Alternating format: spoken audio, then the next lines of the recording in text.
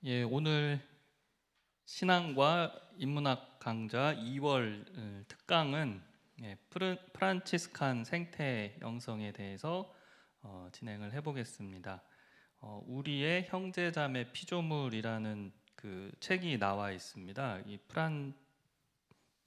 프란치스칸 출판사가 있습니다. 그래서 이 책의 내용을 좀 참조해가지고 성 프란치스코라고 하는 중세시대 성인이 있지요. 여러분도 아마 다 잘 아실 텐데 그 성 프란치스코의 영성 속에서 이 생태적인 시각을 좀 저희가 살펴보는 그런 시간을 가지려고 합니다.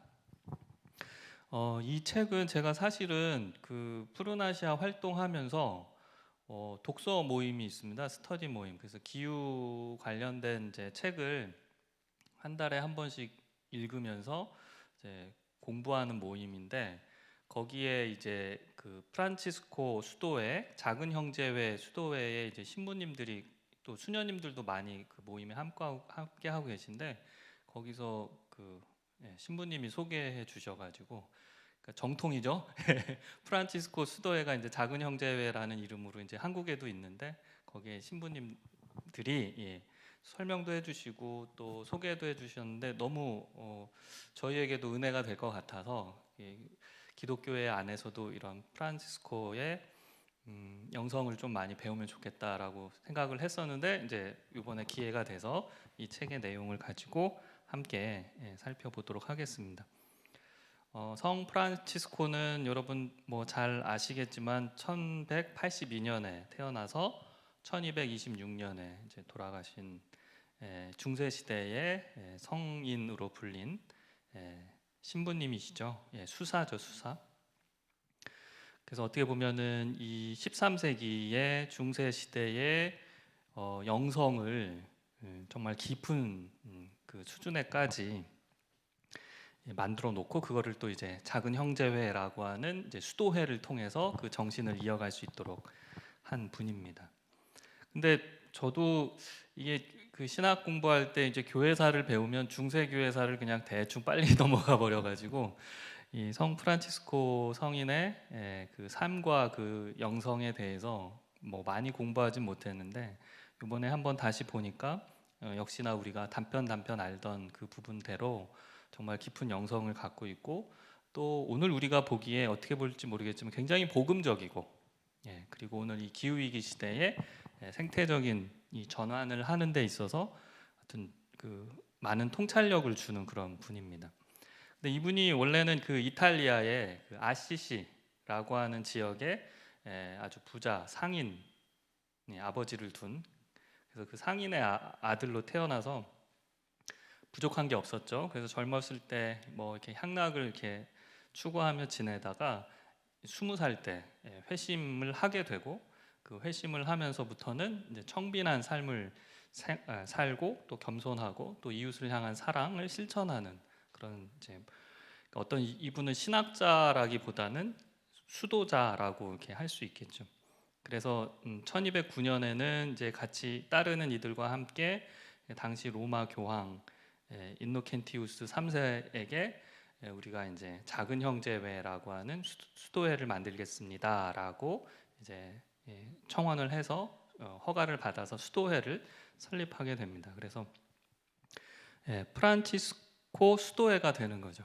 프란치스코의 이름을 탄, 그래서 프란치스칸 수도회, 뭐 도미니칸 수도회, 뭐 여러 가지가 있는데 중세 시대에 이제 만들어진 이 프란치스코 성인을 따르는 이 작은 형제회라고 하는 이 수도회는 아직도 이제 카톨릭의 여러 흐름을 만들어내고 있고, 사실 이제 지금 현재 교황님이 카톨릭 교황님이 이제 프란치스코라는 이름을 딴 프란치스칸 수도회 출신의 남미의 교황님이에요. 그래가지고 좀 여러 가지 가난한 자들을 위한 메시지라든가 또 자연 환경에 대한 메시지를 내고 있는데, 그 정신이 이렇게 이어지고 있다라는 겁니다.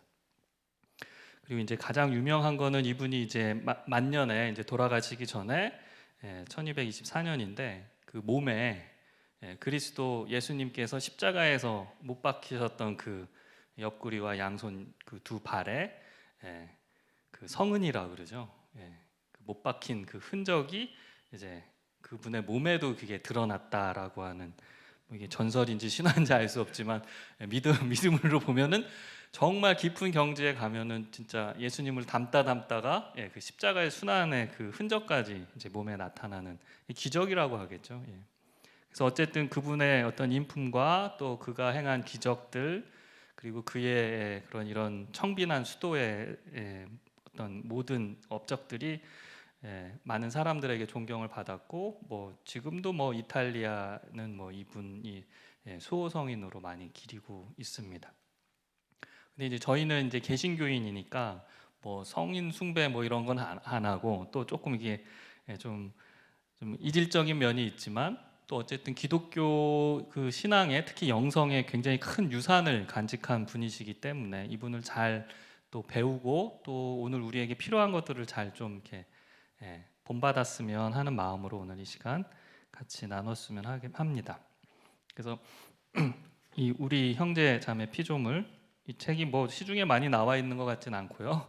그 작은 형제 왜 신부님들이 돌려보는 책인 것 같은데, 이 책의 내용을 제가 간략히 설명드리면서, 또 그 성 프란치스코 그 성인이 그 쓴 태양의 찬가라고 하는 이제 찬송시가 있습니다. 그게 이제 또 생태적으로 의미가 있어서, 이 책도 그 태양의 찬가라고 하는 그 시를 어떻게 보면 이제 오늘날 현대에 맞게 생태론적으로 해석하면서 그 영성을 얘기해주고 있는데요. 그 태양의 찬가라는 그 시를, 그 찬양을 오늘 잠깐 또 소개해드리는 시간을 가지려고 합니다. 뭐 여러분 잘 아시는 뭐 프란치스코의 기도는 이제 평화의 기도죠. 주여 나를 평화의 도구로 써주소서. 근데 이제 그 시 기도문 외에 이 태양의 찬가도 굉장히 유명한 기도문이기도 하고 찬양시이기도 합니다. 그래서 이 책의 내용을 먼저 이제 서론부터 쫙 보면은, 이제 여러분 잘 아시는 이제 생태 신학자인 토마스 베리 신부님은 이렇게 얘기를 합니다. 우리는 인류의 가장 거대한 변화의 중심에 서 있다. 개발에 대한 접근 방식을 근본적으로 바꾸지 않는다면 절박한 파멸을 맞이할 것이다. 제가 이번 주에 뭐 이 내용을 딱 정리하고 있는데, 제가 사실은 어제 이제 아이가 너무 방학 중에 집에만 있어서 영화 같이 보러 가자고 해가지고 아바타 2를 보고 왔는데요. 이게 3D다 보니까 너무 눈이 어지럽긴 했는데 재미나게 잘 보긴 봤습니다. 근데 이제 그런 영화를 보면은 인간이 이 자연을 훼손하고 개발, 어떤 문명을 건설하기 위해서 그 땅도 바다도 하늘도 다 이렇게 검게 물들이는, 더군다나 그 모든 동식물들을 파괴하는 그런 모습들이 잘 나타나는데, 이런 우리의 이 인류 사회의 그런 방향, 개발의 방향, 성장의 방향에서 돌이키지 않으면은 이 지구 종말의 기후 위기의 시대를 어떻게 보면 피할 수 없다라는 이 절박한 목소리가 여기에도 담겨 있는 것 같습니다. 이런 상황에서 이제 성 프란시스코의 그 어떻게 보면 시대적인 의미가 있다라는 겁니다.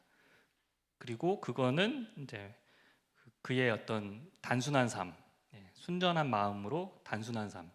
그러니까 그 기독교 신학이고, 뭐 중세 시대도 그렇고 뭐 현대도 그렇고 신학이 얼마나 발전을 했습니까만은, 예수님을 따르는 그 신앙의 실천은 굉장히 간결하거든요. 그거를 이제 몸소 따라 사는 것을 이제 성 프란시스코가 그 삶을 통해서 드러냈기 때문에, 그래서 이런 순전한 마음과 그리스도를 따르는 그 헌신적인 모습, 그리고 가난한 자들에 대한 그 무한한 애정, 그리고 모든 이 하나님의 창조하신 모든 이 자연 만물들과 소통하는 그 친교의 사귐의 모습, 이런 것들이 이제 프란시스코가 갖고 있는 매력이기도 하고 오늘날 의미이기도 한데요. 그거를 이제 크게 이제 몇 가지로 그 프란시스코의 영성의 의미를 살펴보자면, 첫째는 이제 피조물 안에서 하나님의 업적을 보았다. 그리고 하나님을 사랑하듯이 피조물을 사랑하였다라고 합니다. 하나님을 사랑하지 않고 이 물질 피조 세계만을 쫓으면 그건 문제지만, 이제 하나님을 사랑하고 섬기듯 하나님께서 지으신 이 피조 세계의 모든 생명들도 아끼고 사랑했다라는 겁니다. 그 왜 그럴 수 있었냐면은, 하나님 이제 창조주 하나님께서 지으신 그 피조 이 세계의 모든 만물들이 하나님의 작품이지 않습니까? 하나님의 창조물. 그것도 얼마나 거룩하고 얼마나 고귀한 존재들입니까? 그러니까 이제 뭐 새, 나비, 뭐 풀, 꽃, 네, 그 모든 거가 미물이 아니라 정말 아름다운 하나님의 피조물들이기 때문에 그것들도 이렇게 섬기고 사랑했다라는 거고요. 그러니까 이 피조물 안에서 하나님의 솜씨를 본 거죠. 하나님의 아름다움을, 하나님의 맵시를 볼 수 있었고, 그리고 이 피조물은 그냥 죽은 물질의 세계로 그냥 던져진 어떤 존재자의 세계가 아니라 정말 하나님께서 선물처럼 오늘 이 우리에게 주어진 이 세계에 만들어 주신, 그러니까 이게 하나님께서 선사하신 굉장히 아름다운 풍성한 존재들인 거죠.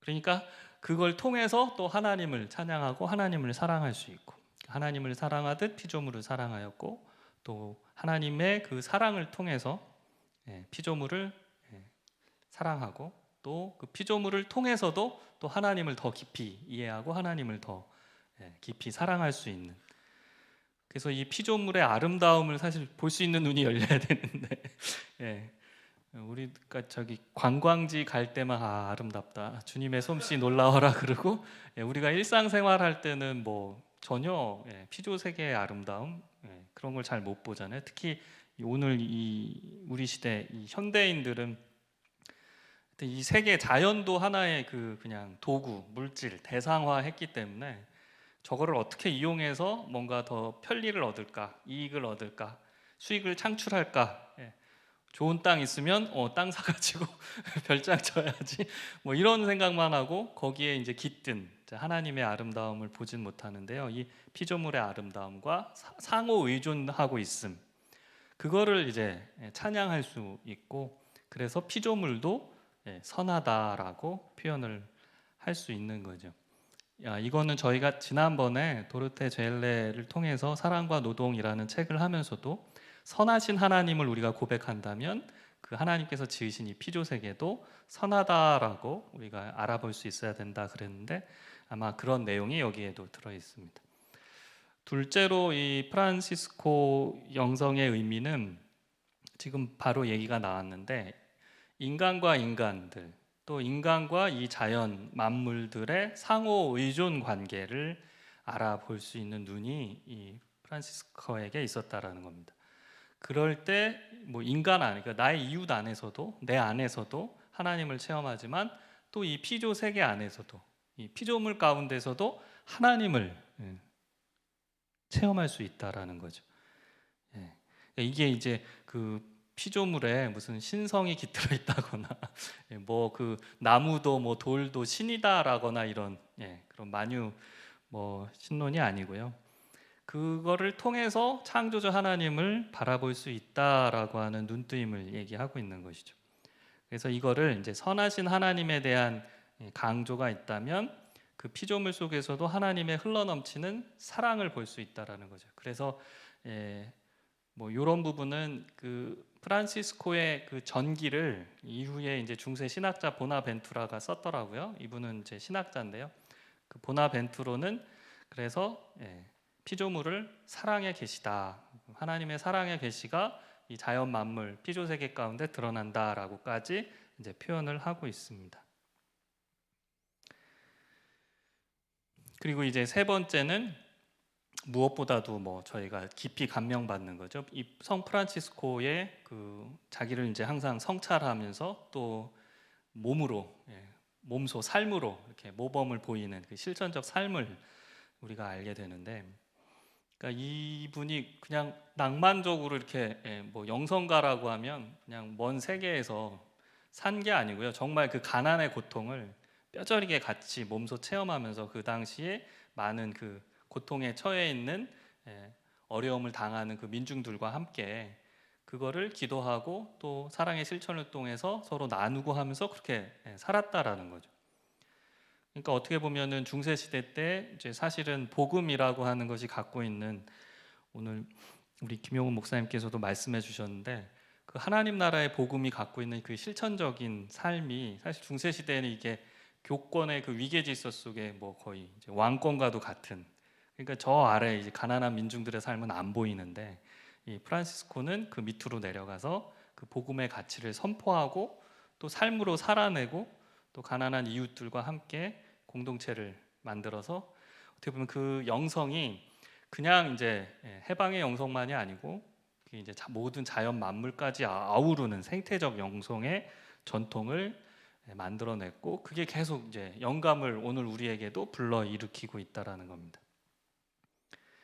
그래서 이제 이 책의 이제 저자들도 사실은 이제 그 프란치스코 수도의 수사님들이나 뭐 수녀님들이나 이런 분들이신데 이런 얘기를 덧붙이고 있는 거예요. 그러니까 환경의 위기, 오늘날 이 기후 변화 환경의 위기는 사실 그리스도인들이 그 살아계신 하나님의 말씀, 그 하나님의 살아있는 그 말씀을 제대로 이해하지 못하는 그 말씀의 위기이기도 하다.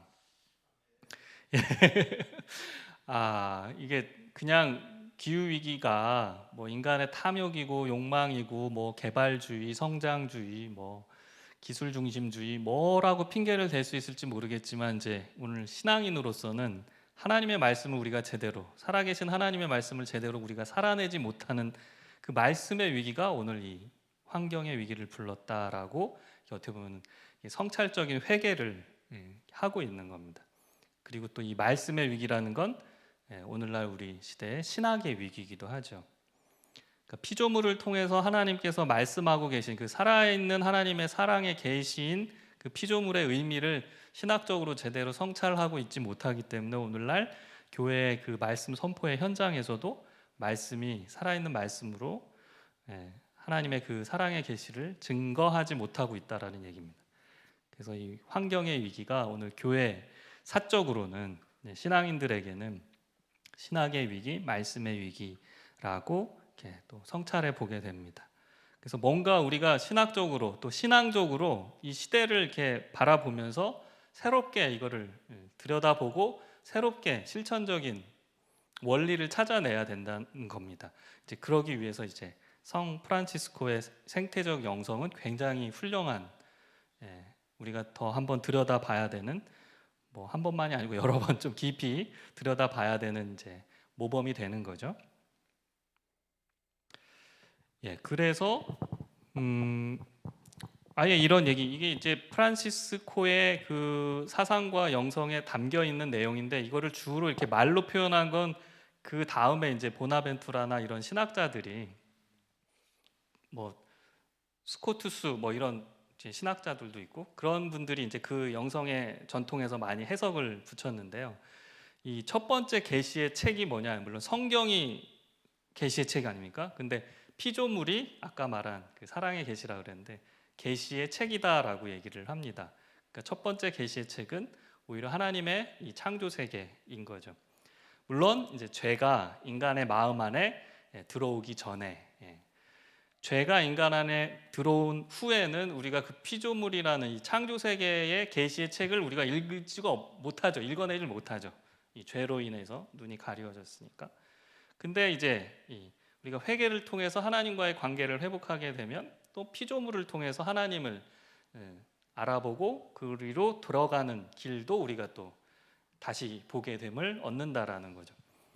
그래서 죄가 인간의 어떤 그 인간의 그 컨디션 조건에 이렇게 물들이고 나자마자 이제 피조 세계는 이제 이해할 수 없는 게 돼버렸고 어떻게 보면 그렇기 때문에 이제 나중에는 이제 자연을 막 이렇게 파괴하고 개발, 그러니까 인간의 욕심과 욕망을 채우기 위해서 그냥 모든 동식물도 물도 하늘도 바람도 다 그냥 이렇게 오염시키는 그래도 아무 가책이 없는 그런 데까지 됐는지 모르겠습니다.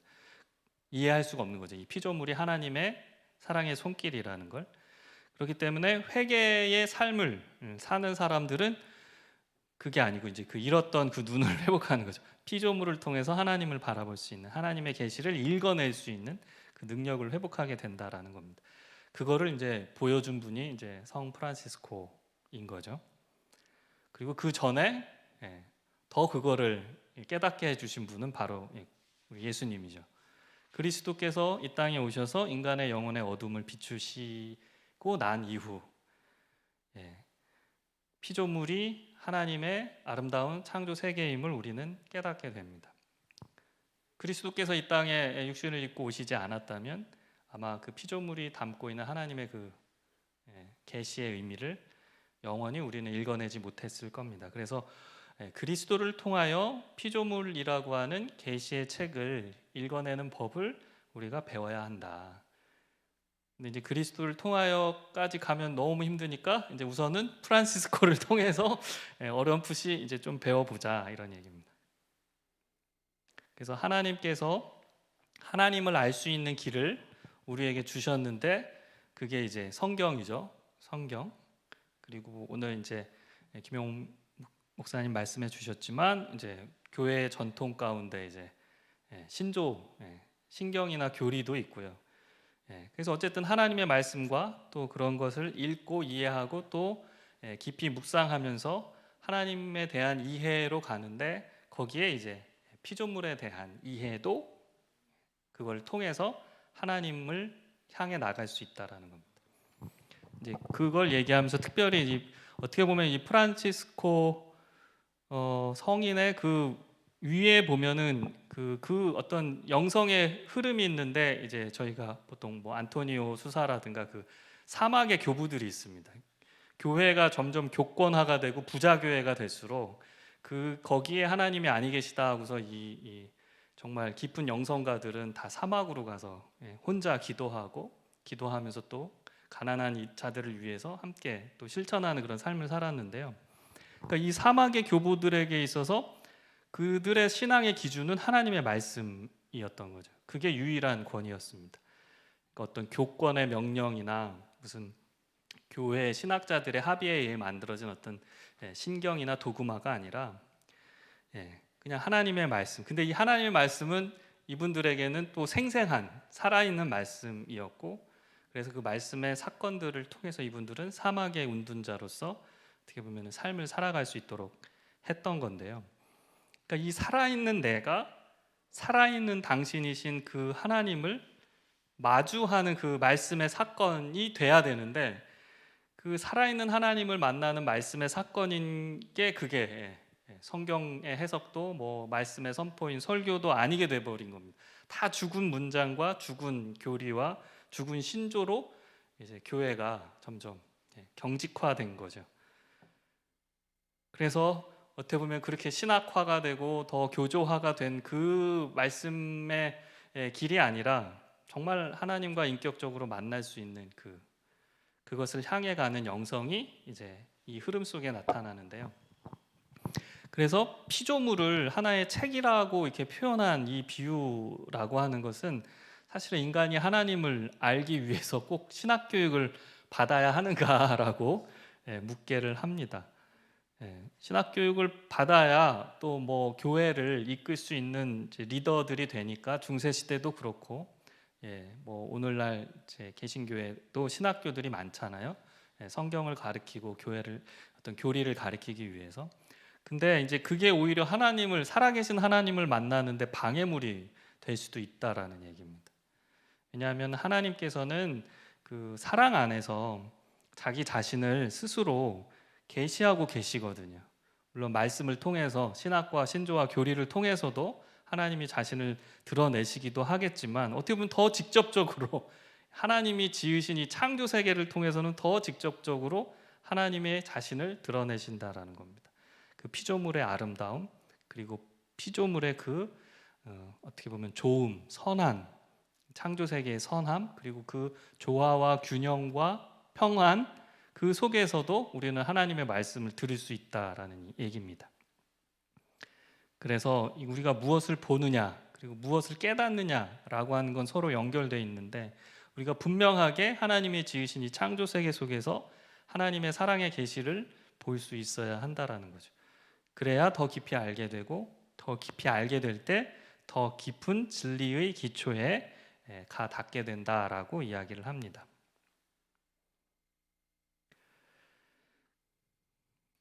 이 얘기를 왜 계속하느냐? 결국 오늘날 이 환경, 생태, 기후 문제를 해결하기 위해서는 그런 눈뜨임과 통찰이 오늘날 우리 그리스도인들에게 있어야 되기 때문에 그래야 뭔가 책임 의식도 생기고 자연이 파괴되는데 그 나랑 무슨 상관이지가 아니라 하나님이 지으신 저 아름답고 선하고 조화로운 저 창조의 질서가 깨어지고 있구나. 이건 나의 문제고 나의 책임이구나라는 의식을 갖게 된다는 이야기입니다. 그래서 성 프란시스코는 본인의 삶도 살아계신 하나님의 말씀의 사건, 그 말씀을 경험하고 말씀을 듣고 그가 이제 아까 회심했다고 하지 않습니까? 그 부잣집에 태어나서 아무것도 모르고 그냥 허랑방탕하게 살던 그 젊은이가 하나님의 말씀을 경험하고 정말 예수님을 따라서 가난한 자들의 삶을, 복음을 전하는 자의 삶을 살아야겠구나라고 했던 것처럼 바로 성 프란시스코는 하나님의 말씀을 듣고 그거를 그대로 또 살아서 실천한 사람입니다. 뭐 사족을 붙인 사람이 아니에요. 이 말씀은 왜 저럴까? 정말 예수님이 제자들에게 옷도 뭐 몇 벌, 그냥 신발도 뭐 전대나 뭐 이거 갖지 그냥 그렇게 그러면 나도 예수님의 제자가 되려면 진짜 뭐 거렁뱅이 탁발 수도회가 그래 생긴 거지 않습니까? 뭘 어디다 쌓아두고 뭐 부동산 투자하고 이게 아니라 당시에 뭐 신부님들도 권력이 있는 그런 교황청은 뭐 얼마나 재산이 많았겠습니까만 그걸 다 내어놓고 그냥 복음의 삶을 살았던 거죠. 그래서 성 프란시스코에게는 하나님의 말씀이라는 건 죽은 글자가 아니라 살아계신 그 생명의 말씀으로서 다가왔고 그래서 그 삶을 살았다라는 얘기입니다. 그래서 그의 마음이 전적으로 바라는 것은 자기가 들은 것을 실천에 옮기는 것이며 모든 것에 있어서 사도들에게 주어졌던 그 생활 규칙을 따르는 것이었다라고 아까 말씀드린 그 보나벤투라가 그 전기에서 이 성 프란시스코의 삶을 이야기하고 있습니다. 그러니까 자기가 예수님의 말씀, 제자들에게 해주신 그 선교의 명령, 그 삶의 명령을 본인도 본인의 삶에 체화해서 그대로 그거의 삶의 규칙을 따라 살으려 했다라는 거죠. 그래서 프란시스코는 하나님의 말씀을 정말 따르는 그것을 흠모하고 애정하고 사랑하는 사람이었고 그리고 그 성경의 말씀이 살아계신 하나님의 말씀이라는 사실을 깨닫고 그 하나님의 말씀을 통해서 그 살아있는 피조물의 강으로 이끌려갔다라고 이렇게 표현하고 있습니다. 하나님이 지으신 세계잖아요. 그러면은 프란시스코도 하나님의 지으신 그 세계 속에서 하나님을 느끼는 거죠. 그리고 그 피조 세계의 그 하나님의 창조성, 그 아름다움, 전능성 이런 것들을 다 경험하게 되는 겁니다. 그래서 이 뭐 데이비 툴란이라는 사람이 쓴 뭐 애톰 인 더 코스모스라는 책에서는 이 프란치스코를 뭐 바이오 센츄리스트라고 해서 뭐 생명 중심주의자라고 표현하기도 했다라고 하는데요. 이게 아마 긍정 표현으로 한 거겠죠. 프란시스코는 정말 생명을 중심에 놓은 사람입니다. 그래서 해와 달과 별과 꽃, 나무, 하물며 야생의 늑대 안에서도 하나님을 발견했다라고 이야기를 합니다. 그러면 늑대 안에서도 하나님의 말에 걸어오심을 느낀 거죠. 존재의 신비를 느꼈다라고 해도 되고. 근데 이 프란시스코가 이렇게 뭐 꽃들하고도 대화하고 새들하고도 대화했다 그러면 굉장히 무슨 신비주의자고 또 뭐 감상적인 뭐 도취에 빠진 사람 아니야라고 이렇게 볼 수 있는데, 근데 프란시스코의 그 영성적 삶을 보면은 그 삶의 그 어려움, 공궁, 고통이 얼마나 큰 건지를 깊이 뼈저리게 깨달은 그것들이 있는 거죠. 왜냐하면 그 가난한 삶이 그냥 가난한 삶이 아니었고요. 정말 가난한 자들과 함께 사는 그 가난이었고, 그러니까 하루하루 뭐 생계를 찾기도 힘든 그 삶 속에서도 하나님을 따르는 그런 삶을 살아는 거니까요.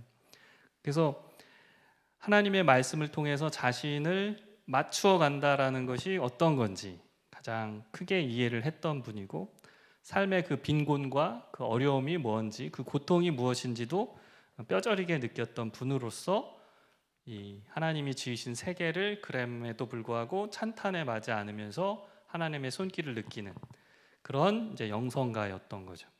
그래서 그냥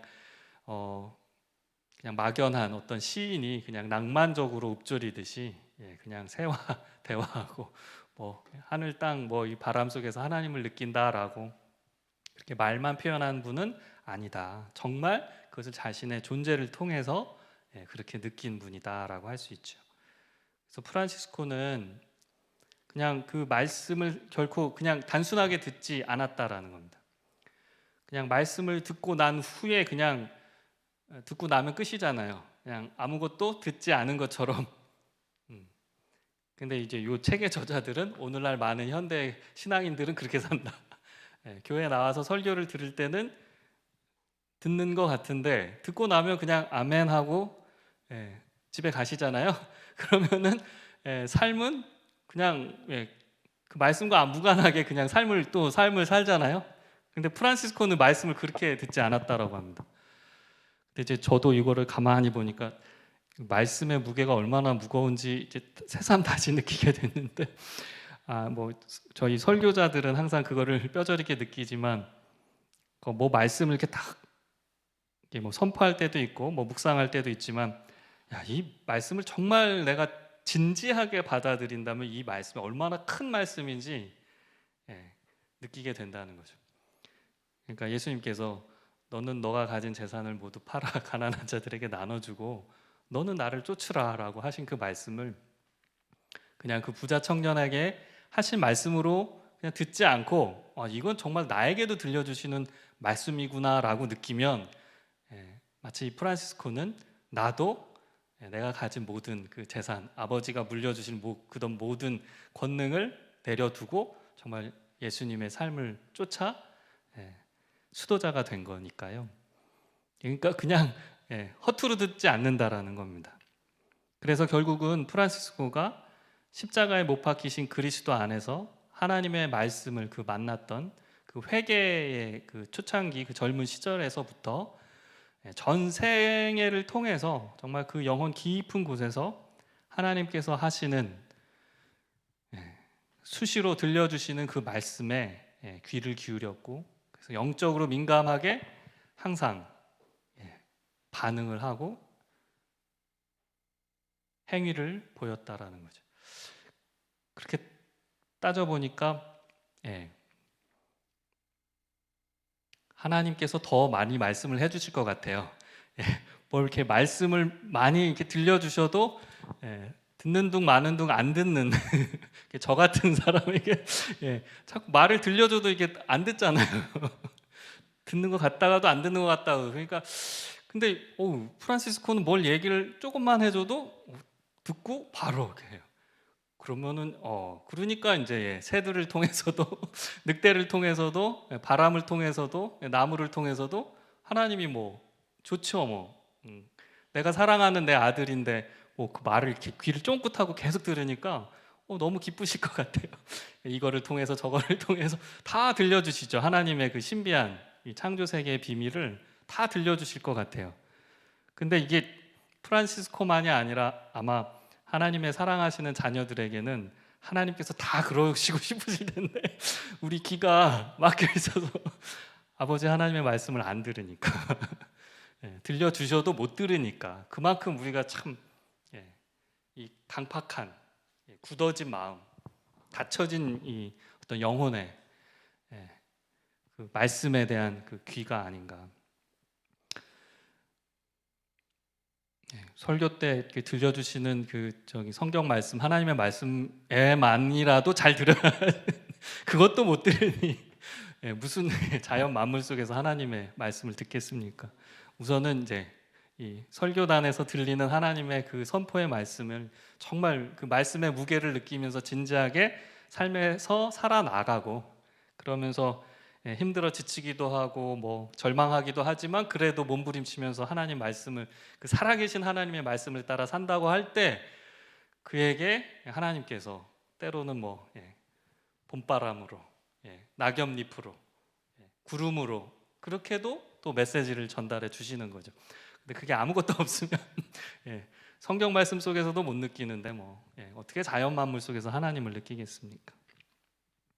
그래서 하나님의 말씀 안에서 살아가는 것, 그것을 통해서 그리스도 예수님의 그 발자취를 따르도록 따라갔던 분이 이제 프란시스코고, 그 따라가는 길을 오늘 우리에게도 보여주고 있지요.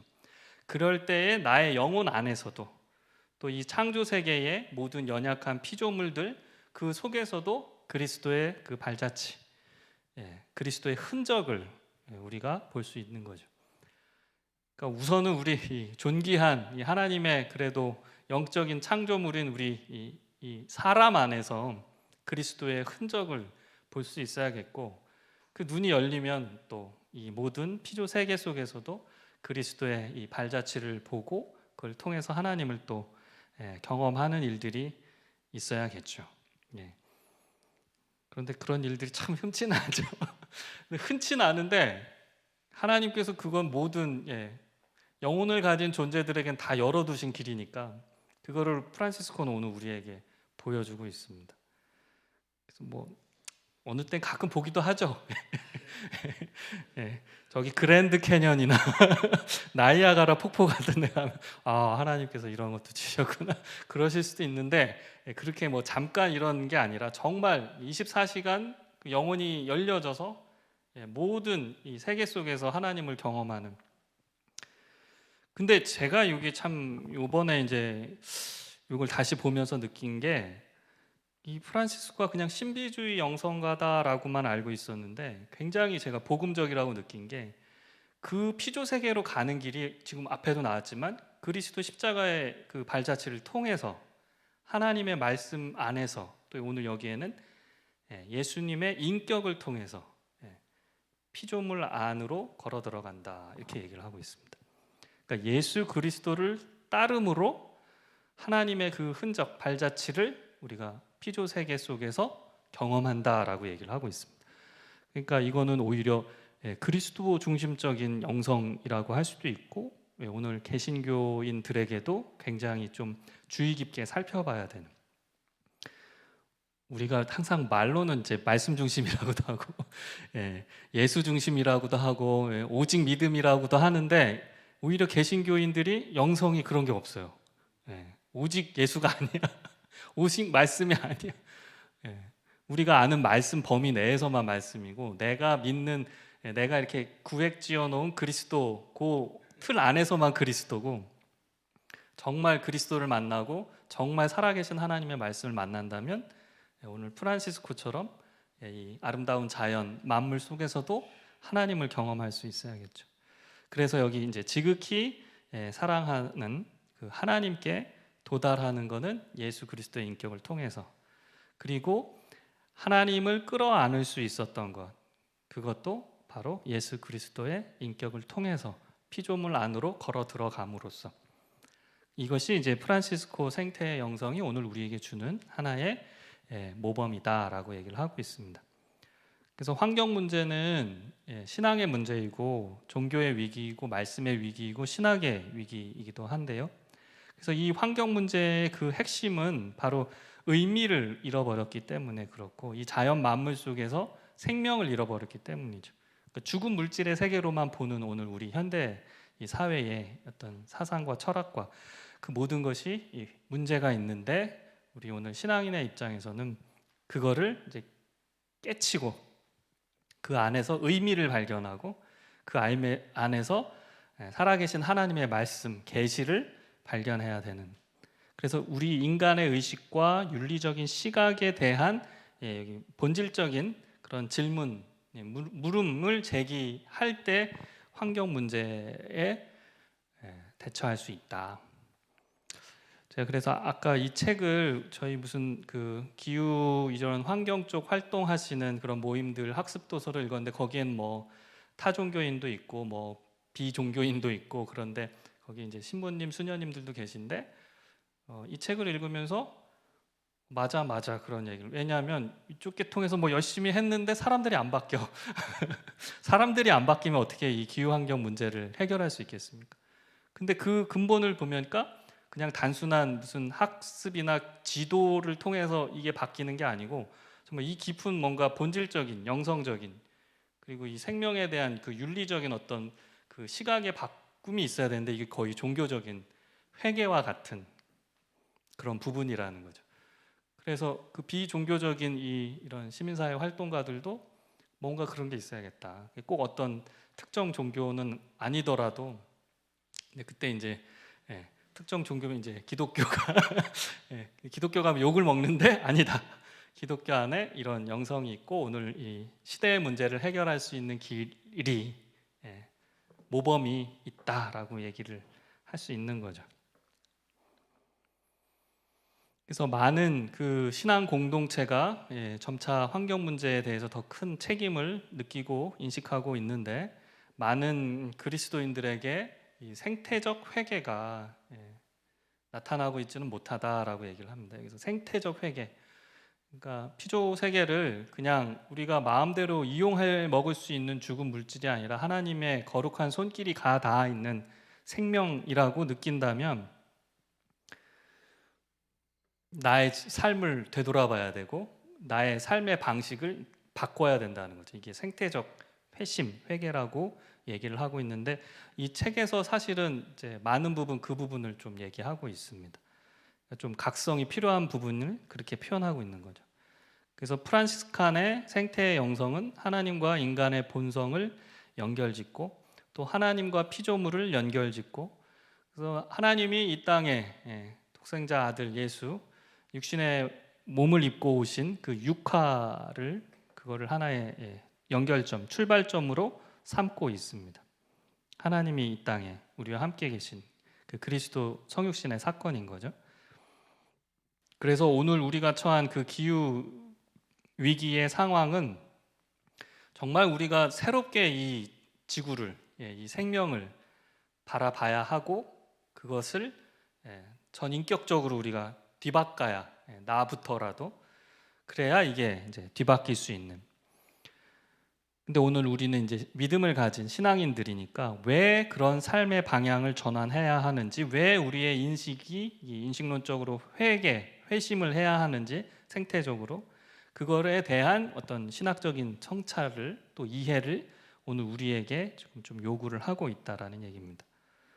그래서 그냥 이제 뭐 자연을 사랑하자라는 그런 구호가 아니라 왜 우리가 우리 동료 인간들과 또 모든 형제자매 피조물들과 함께 살아남기 위해서 우리가 어떤 행동을 해야 되는지를 좀 더 근본적으로 성찰을 해야 된다는 이야기입니다. 오늘 요 책에 어떻게 보면 약간 서론의 내용이었습니다. 그리고 이 책의 전체 내용은 이제 일부를 보면은 피조물과 그래서 그리스도의 육화라 그랬어요. 그러니까 그래서 저도 처음에 예상했던 것과 다르게 이 책이 그래서 프란시스코의 영성 그러면 되게 신비적인 뭐 이런 건가 했더니 하나님, 그러니까 예수님의 이 성육하신 말씀이 이 땅에 내려오신 거기로부터 어떻게 보면은 이 영성을 프란시스칸의 생태 영성을 설명하고 있습니다. 그리고 피조물은 하나님의 집, 오이코스 집이고 또 피조물 안에 하나님의 그 말씀이 육화된 그것이 그리스도고 이제 그런 부분을 설명하고 있고요. 그리고 이제 2부에서는 이 피조 세계가 모두 다 형제자매, 한 가족이라는 거죠. 오이코스가 이제 집이라는 의미도 있지만 한 가족. 그래서 이제 제가 여기 조금 나눠드린 이 태양의 찬가에서 나오는 그 피조 세계를 한 형제자매 가족으로 보는 그 생태적 관점을 설명하고 있고 또 세 번째는 좀 더 실천적으로 그러면 그 피조 세계에서 어떻게 하나님의 그 연결됨을 볼 것이냐 이 관상이라고 해서 이제 오이코스 생태론을 얘기하면서 십자가에 못 박힌 우리 지구에 대해서 묵상하는 그래서 이게 약간 이제 학습 교재처럼 돼 있어요. 그래서 이제 한 장 하고서 거기 좀 같이 나누고 뭐 기도도 하고 그런 것 같습니다. 그리고 이제 4부는 이제 앞서 얘기한 그 피조물과 회개라 그래서 생태론적 회개. 그래서 회개하는 생태론적 영성이 필요하고 실천하는 회개의 삶이어야 된다라고 얘기를 하고 있습니다. 그래서 그래서 제가 이게 지금 뭐 천주교의 카톨릭에서 나온 걸로 하면 뭐 이제 전혀 다른 얘기 뭐부터 할 줄 알았는데 아니고 성육신 그리고 어떻게 보면은 생태론적 회개 이게 어떻게 보면 가장 중요한 역할을 하고 있습니다. 그래서 사실은 좀 비종교인들이 거부감도 없지 않아 있었지만 비종교인들도 그래, 정말 회개라는 의미가 그것이라면 오늘 우리 시대에 회개가 있어야 이 기후 위기가 극복될 것 같네요 라고까지 교회 안 다닌 분들도 얘기를 하게 됩니다. 그만큼 절망적인 거죠. 그러니까 우리는 믿음의 사람들이니까 더더욱이나 생태적인 회개가 필요하구나. 믿는 이들이나 믿지 않는 자들이나 이 성육하신 그 그리스도의 그 말씀이 이 땅에 육화되신 그 피조물 안에 드러나는 그리스도의 현존을 우리가 고백하면서 회개를 요청해야 되겠구나라고 깨닫게 되었습니다. 그래서 아마 한번 기회가 되면은 다음 달에도 이 뒷부분을 제가 좀 간략하게나마 좀 더 정리해서 한 번 더 이 내용을 하고, 오늘 남은 시간에는 이 책에 보면은 19쪽부터 20쪽까지 이 프란치스코의 태양의 노래, 태양의 찬가가 이렇게 나와 있습니다. 그 내용을 제가 좀 같이 보고 좀 정리를 하려고 하는데, 여기 지금 이 그림에 나온 게 이제 성 프란치스코 그림을 대부분 이렇게 동물들과 이렇게 어울려 있는 걸로 상징적으로 그리고 있어요. 자, 그러면은 우리가 이 태양의 노래, 태양의 찬가 또는 피조물의 찬가라고 하는 것을 함께 보시면 좋겠습니다. 이게 원래는 오늘 2부 예배 때도 그랬는데, 이게 중세 시대는 다 라틴어를 써서 이 프란치스코도 성인도 라틴어로 이 기도문을 적으셨는데, 제가 라틴어를 배운 적이 없기 때문에 그래서 영어로 된 거가 또 한국말로 번역된 것들이 많이 있습니다. 이 책에도 번역돼 있고 또 다른 번역문이 있는데, 주로 이제 천주교회, 카톨릭교회 신부님들이 많이 번역을 하셔가지고 그 말 표현이 좀 저희 지금 개신교회인 저희 같은 분들한테 조금 안 쓰는 낯선 단어도 있고 카톨릭에서는 좀 쓰는데, 그래서 그냥 제가 이렇게 제 말 표현으로, 그러니까 우리 개신교인이 좀 친숙한 표현으로 좀 바꿨습니다. 그래서 제가 다 통짜로 번역한 건 아니라는 거 그냥 제가 조금 수정했다 이렇게 보시면 될 것 같아요. 그러면은 이걸 한번 쭉 같이 읽어보실까요? 자, 태양의 찬가 성 프란시스코 같이 읽겠습니다. 지극히 높으시고 전능하시며 선하신 주님, 찬양과 영광과 존귀와 모든 복이 당신의 것입니다. 지극히 높으신 당신께 홀로 그것들이 속하였으니 어떤 사람도 당신의 이름을 부름이 합당치 않습니다. 찬미 받으소서 나의 주님, 당신의 모든 피조물들과 함께, 특별히 형제 해와 함께 그는 낮을 가져오며 이를 통해 우리를 비추십니다. 그는 큰 광채로 아름답고 빛나며 지극히 높으신 당신과 닮음을 지닙니다. 찬미 받으소서 나의 주님, 잠의 달과 별을 통하여 하늘의 그것들을 맑고 보배롭고 아름답게 만들어 두셨습니다. 찬미 받으소서 나의 주님, 형제의 바람을 통하여 그리고 대기와 구름 낀 날씨와 평온한 모든 날씨를 통하여 그것을 통하여 당신의 피조물들이 살아가게 하십니다. 찬미 받으소서 나의 주님, 잠의 물을 통하여 그것은 쓸모 있고 겸손하며 보배롭고 순결합니다. 찬미 받으소서 나의 주님, 형제 불을 통하여 그것을 통하여 밤을 밝힙니다. 그는 아름답고 활기차며 힘세고 강인합니다. 찬미 받으소서 나의 주님, 잠의 우리 어머니 땅을 통하여 그것은 우리를 기르고 다스리며 그리고 다채로운 꽃들과 풀들과 함께 온갖 과실들을 냅니다. 찬미 받으소서 나의 주님, 당신의 사랑으로 용서하는 자들을 통하여 약함과 시련을 견디는 자들을 통하여 복되도다 평화 가운데 이를 견디는 이들이여 지극히 높으신 당신께서 그들에게 면류관을 씌워 주십니다. 찬미 받으소서 나의 주님, 잠의 우리 육체의 죽음을 통하여 그로부터 살아있는 어떤 사람도 도망할 수 없습니다.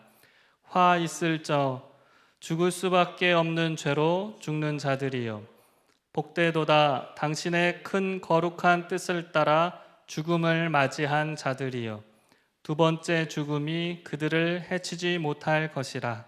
찬미하며 복을 빌라 나의 주님을 감사를 드리어라. 크나큰 겸손으로 그분을 섬기어라. 뭐